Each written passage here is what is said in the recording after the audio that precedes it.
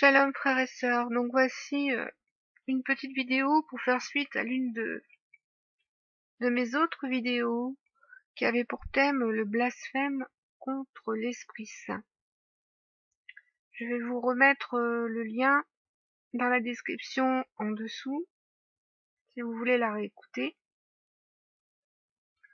parce qu'il y a en effet beaucoup d'incompréhension et de contestation quant à ce péché dans le milieu chrétien.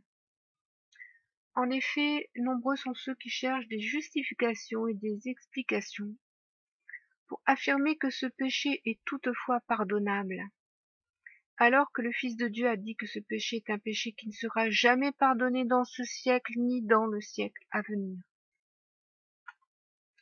L'une des raisons de ces contestations est que ces personnes ne marchent pas avec l'Esprit, pour marcher en connaissance de ce qui est bien et mal vis-à-vis de l'Esprit. Parce qu'ils n'ont pas pour beaucoup été baptisés de cet Esprit. C'est par l'Esprit Saint que je vous ai témoigné dans la vidéo précédente que tout homme qui renie et parle contre les œuvres de l'Esprit Saint pêche contre l'Esprit Saint. Et je vous ai listé certaines des œuvres de l'Esprit, afin que nous pouvions discerner là où nous pouvons blasphémer. Parce que l'Esprit Saint est aussi l'Esprit de vérité, l'Esprit de Christ. Et il nous atteste et confirme tout ce que le Fils a dit et nous convainc en ce qui concerne le péché, que ce soit le péché impardonnable qui mène à la mort ou tout autre péché. Il faut donc avoir reçu l'Esprit Saint pour être convaincu en ce qui concerne le péché. Et ce que l'Esprit Saint amène à notre connaissance, c'est la gloire de Dieu. Nous savons, en tant qu'enfants de Dieu, que lorsque nous blasphémons contre l'Esprit Saint, nous blasphémons contre la gloire de Dieu. Regardez comment cela s'est passé pour Adam et Ève. Lorsque Adam et Ève ont été privés de l'Esprit et ont été séparés de Dieu, ils ont été privés et séparés de la gloire de Dieu. Mais dans le milieu chrétien actuel, totalement apostasié jusqu'au fond de sa racine, la gloire de Dieu n'est pas enseignée, ou mal enseignée, parce que la plupart de ces dénominations sont séparées de la gloire de Dieu par leurs péchés, leur transgression, leur infidélité et leur rébellion vis-à-vis de Dieu. Lorsque Dieu nous redonne l'Esprit Saint, il nous redonne la vie éternelle auprès de lui. Mais il nous redonne aussi la possibilité de participer à sa gloire et de contempler sa gloire dans notre vie. Parce que Dieu nous révèle sa face, sa gloire par son Esprit.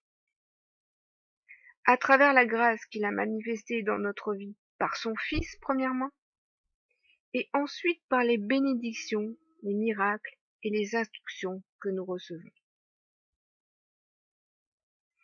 Et si Dieu nous appelle à participer à sa gloire, c'est afin que son nom ne soit pas souillé. Car tout ce que Dieu a fait, il l'a fait pour la gloire de son nom. C'est pourquoi il est impardonnable d'outrager l'Esprit Saint, car c'est outrager la gloire et le nom de Dieu.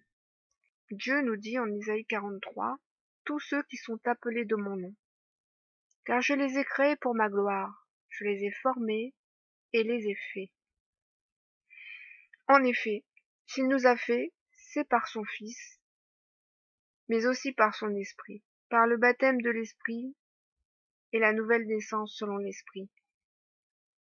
Et l'Esprit Saint est le seul à nous donner la capacité d'entrer dans la gloire de Dieu, en tant qu'enfant de Dieu. C'est pour ça qu'un enfant de Dieu qui a reçu cette connaissance ne pourra jamais blasphémer contre l'Esprit Saint, car il ne pourra jamais blasphémer et outrager la gloire de Dieu qu'il porte à présent. Car si Dieu nous a revêtus de son nom, il nous a revêtus de sa gloire. Voici ce que j'aurais su de l'Esprit concernant ce blasphème en ce qui concerne la gloire de Dieu. C'est pourquoi le psaume 29 vous dira, rendez à l'Éternel gloire et honneur. Rendez à l'Éternel gloire pour son nom. En effet, Dieu demande d'être glorifié en esprit et en vérité. Et donc il nous faut avoir reçu l'Esprit pour le glorifier en esprit, et donc de la manière qu'il veut être célébré. Nous ne le célébrons plus selon la lettre, mais selon l'Esprit, et la parole devenue vivante en nous. Cette gloire que nous avons reçue, lorsque nous avons reçu l'Esprit par le baptême, c'est la gloire de la grâce. Comme le dit mon bien-aimé frère Paul, en Éphésiens 1, la louange de la gloire de sa grâce qu'il nous a accordée en son bien-aimé. C'est parce qu'en effet nous avons reçu la grâce par l'Esprit que nous pouvons donner à Dieu la louange de sa grâce et témoigner de sa grâce à tous. Non pas comme le font certains en récitant la Bible comme des perroquets, mais selon le témoignage de l'Esprit et la louange de l'Esprit, et aussi selon la crainte que nous donne l'Esprit de Dieu. C'est la crainte de Dieu qu'inspire le Fils en Isaïe 11, verset 3.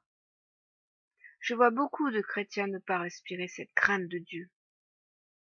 Et il n'est pas étonnant que ce sont les mêmes qui contestent la parole du Fils concernant le péché impardonnable contre le Saint-Esprit. Beaucoup de contestations de la part de ceux qui marchent dans les ténèbres.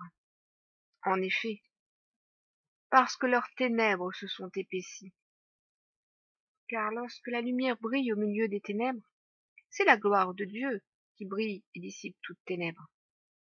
Et cette gloire qui a été manifestée l'a été par le Fils.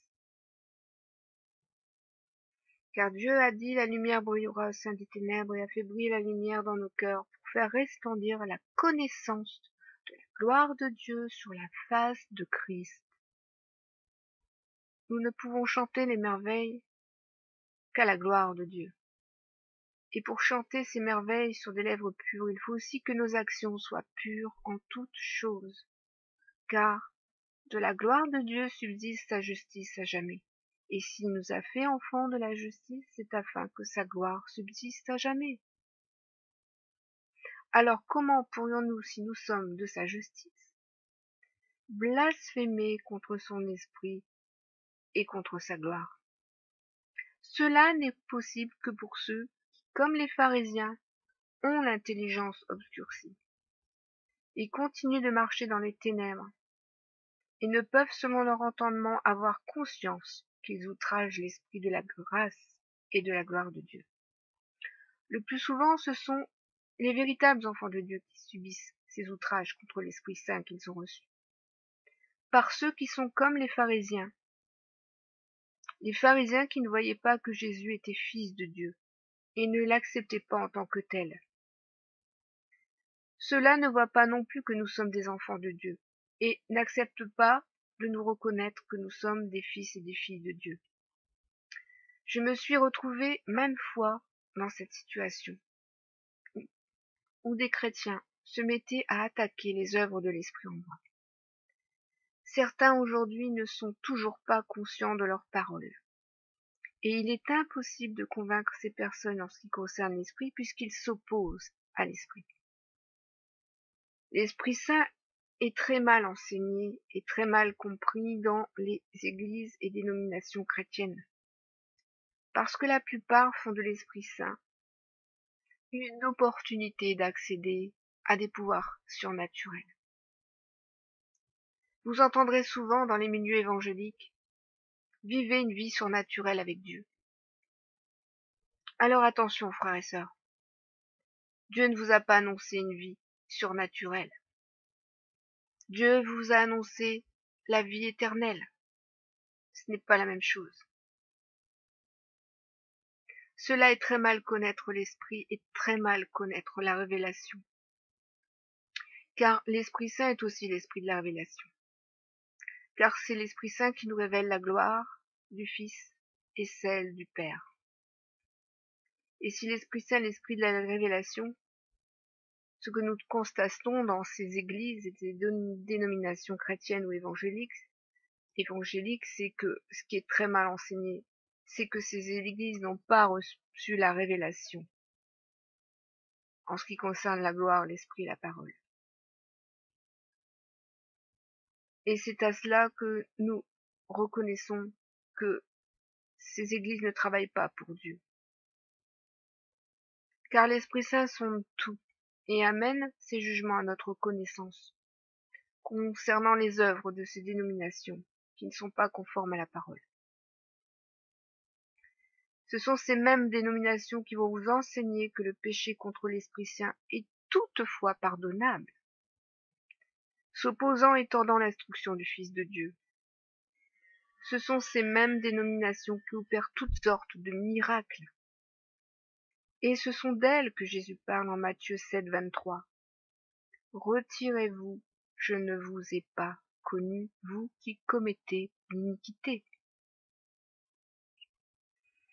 Alors je vous exhorte, pasteurs, à bien considérer vos œuvres, et à ne pas prendre celle-ci pour une condition de votre salut et de votre justice. Car le Seigneur est très clair sur ces points, et l'Esprit Saint nous atteste et confirme tout en ce qui concerne vos œuvres par ses jugements. Car ce ne sont pas nos jugements, mais ceux de l'Esprit Saint sur vos églises, qui outragent tout l'évangile de la grâce et de la vérité. Et je ne suis pas ici sur YouTube pour glorifier vos œuvres, mais pour les condamner et les dénoncer selon le jugement que je reçois de l'Esprit Saint de mon Père céleste. Si la terre doit être remplie de la gloire, de connaissance de notre Dieu éternel, ce n'est pas par des églises emplies de faux ouvriers, mais par une église de disciples oints par le Seigneur pour ce travail. Tous travaillent, mais tous ne sont pas ouvriers du Seigneur. Si les cieux racontent la gloire de Dieu et l'étendue manifeste l'œuvre de ses mains, comme dit le psaume 19, nous aussi nous racontons la gloire de Dieu et manifestons l'œuvre de ses mains. Et cette œuvre est pour la gloire de son nom et la justice de son nom. Une œuvre opérée par l'Esprit Saint que nous avons reçue. Voici le complément concernant les œuvres de l'Esprit Saint, le blasphème contre l'Esprit Saint que je voulais donc vous donner, frères et sœurs. J'espère que ce témoignage pourra édifier mes frères, mes sœurs qui marchent selon l'Esprit et qui ont ce témoignage aussi en eux, conformément à ce que la parole a annoncé.